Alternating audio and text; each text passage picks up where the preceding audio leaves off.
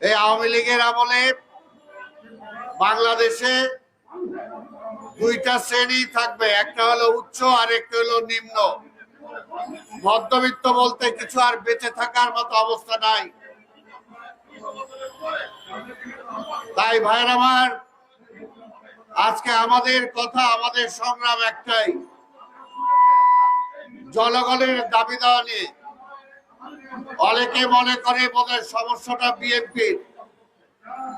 এটা বিএনপির সমস্যা না, এটা রাষ্ট্রের সমস্যা, এটা জনগণের সমস্যা।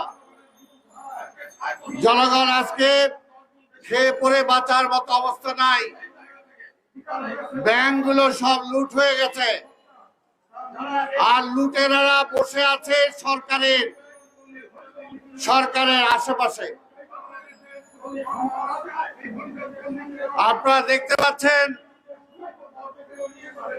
যে কিভাবে আমাদের আজকে যে সভা, আমাদের ইঞ্জিনিয়ার ইশরাক সহ জেলে যারা আছেন এবং গণতন্ত্রের মা দেশনেত্রী বেগম খালেদা জিয়া, তাদের মুক্তির দাবিতে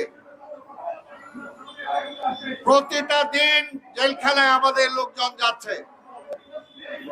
আগে ছিল মামলা, আর এখন হলো সাজা। কার কত বছর সাজা হয়েছে? তাই আমি এর আগেও বলেছি, যে দলের নেতা কর্মীরা হাসতে হাসতে জেলখানায় যায়, যে দলের নেতা কর্মীরা হাসতে হাসতে মৃত্যুবরণ করে, সেই দলকে ইচ্ছা করলেও শেখ হাসিনা আপনি ধ্বংস করতে পারবেন না। কারণ আমরা জনগণের কথা বলি, জনগণের জন্য রাজনীতি করি।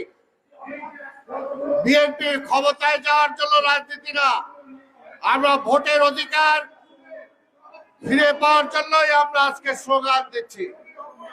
রাষ্ট্রের মালিকানা আজকে লোপাট হয়ে যাচ্ছে।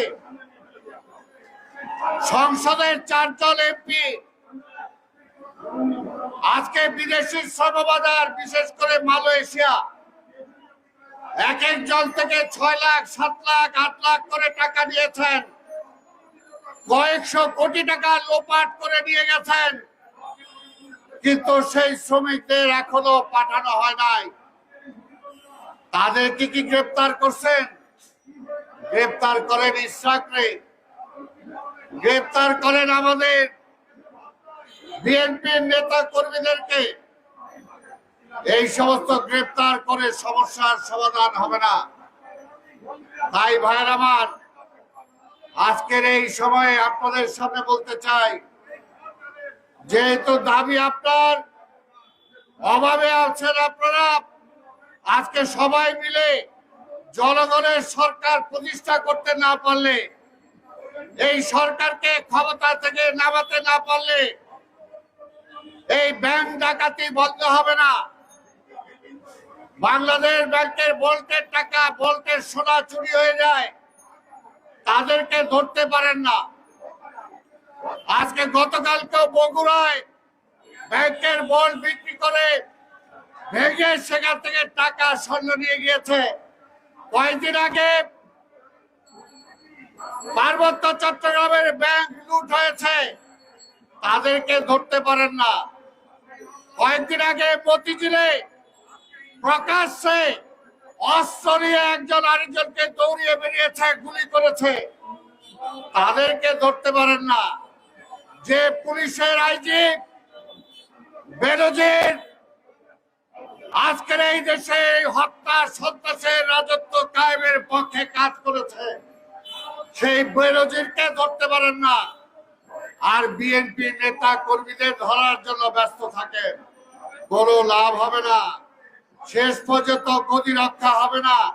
ইনশাল্লাহ এই দেশের জনগণ আবার রাস্তায় নেমে আসবে জনগণের মুক্তির দাবিতে, এবং সেই আন্দোলনের নেতৃত্ব দেবে আমাদের দেশনায়ক তারেক রহমান। তার নেতৃত্বে এই চলমান আন্দোলনে আমরা হবই। দেশনেত্রী বেগম খালেদা জিয়া সহ ইশরাক সহ সবাই বের হয়ে আসবে। সেই দিনের অপেক্ষায় আসুন আমরা বৃহত্তর আন্দোলনে অংশগ্রহণ করার শপথ গ্রহণ করি। আপনাদের সবাইকে ধন্যবাদ। খোদা হাফেজ। বাংলাদেশ জিন্দাবাদ।